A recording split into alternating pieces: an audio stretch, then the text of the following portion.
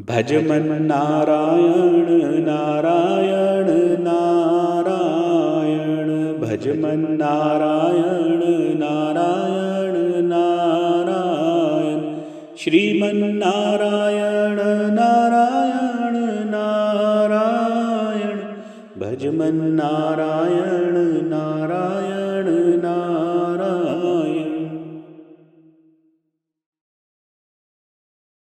धर्मराज युधिष्ठिर कहने लगे कि हे जनार्दन, मैंने माघ शुक्ल एकादशी अर्थात मोक्षदा एकादशी का सुविस्तार वर्णन सुना। अब आप कृपा करके मुझे पौष माह के कृष्ण पक्ष की एकादशी के विषय में बतलाइए। इस एकादशी का क्या नाम है, इसके व्रत का विधान क्या है, इसकी विधि क्या है, इसका व्रत करने से किस फल की प्राप्ति होती है, कृपया यह सब विधान पूर्वक कहिए। भगवान श्री कृष्ण बोले, पौष माह के कृष्ण पक्ष में आने वाली इस एकादशी को सफला एकादशी कहा जाता है।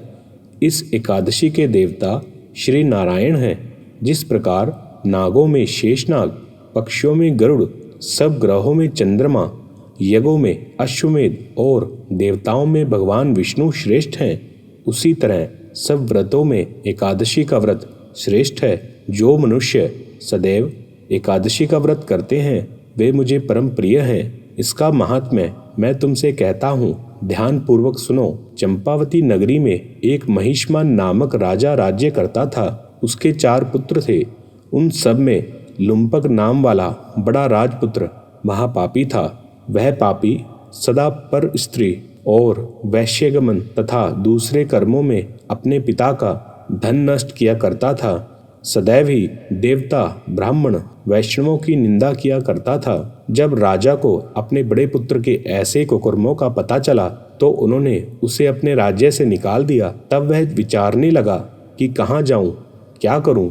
अंत में उसने चोरी करने का निश्चय किया।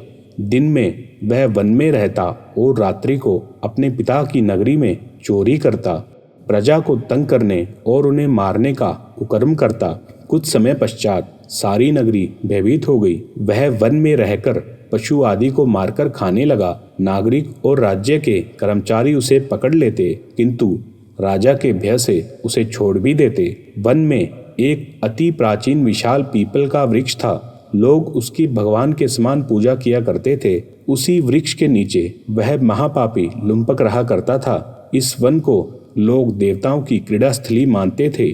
कुछ समय पश्चात पौष कृष्ण पक्ष की दशमी के दिन वह वस्त्रहीन होने के कारण शीत के चलते सारी रात्रि सो नहीं सका। उसके हाथ पैर अकड़ गए। सूर्य उदय होते होते वह मूर्छित हो गया। दूसरे दिन एकादशी को मध्याह्न के समय सूर्य की गर्मी पाकर उसकी मूर्छा दूर हुई। गिरता पड़ता वह भोजन की तलाश में निकला। पशुओं को मारने में वह समर्थ नहीं था, अतः पेड़ों के नीचे गिरे हुए फल उठाकर वापस उसी वृक्ष के नीचे आ गया। उस समय तक भगवान सूर्य अस्त हो चुके थे।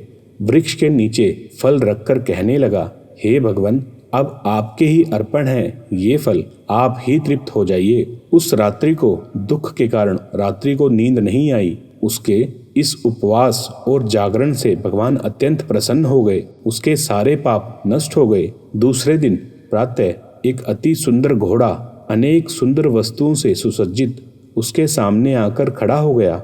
उसी समय आकाशवाणी हुई कि हे राजपुत्र, श्री नारायण की कृपा से तेरे पाप नष्ट हो गए हैं। अब तू अपने पिता के पास जाकर राज्य प्राप्त कर। ऐसी वाणी सुनकर वह अत्यंत प्रसन्न हुआ और दिव्य वस्त्र धारण करके भगवान आपकी जय हो कहकर पिता के पास गया। उसके पिता ने प्रसन्न होकर समस्त राज्य का भार सौंप दिया और स्वयं वन के रास्ते चल दिए। अब लुम्पक शास्त्रानुसार राज्य करने लगा। उसके स्त्री, पुत्र आदि सारा कुटुंब भगवान नारायण का परम भक्त हो गया। वृद्ध होने पर वह भी अपने पुत्र को राज्य का भार सौंपकर वन में तपस्या करने चला गया। अंत समय में बैकुंठ को प्राप्त हुआ।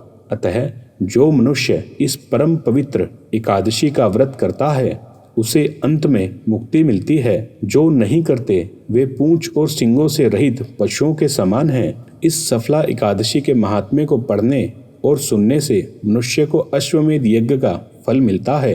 भज मन नारायण नारायण नारायण भज मन नारायण नारायण नारायण श्रीमन नारायण नारायण नारायण भज मन नारायण नारायण नारायण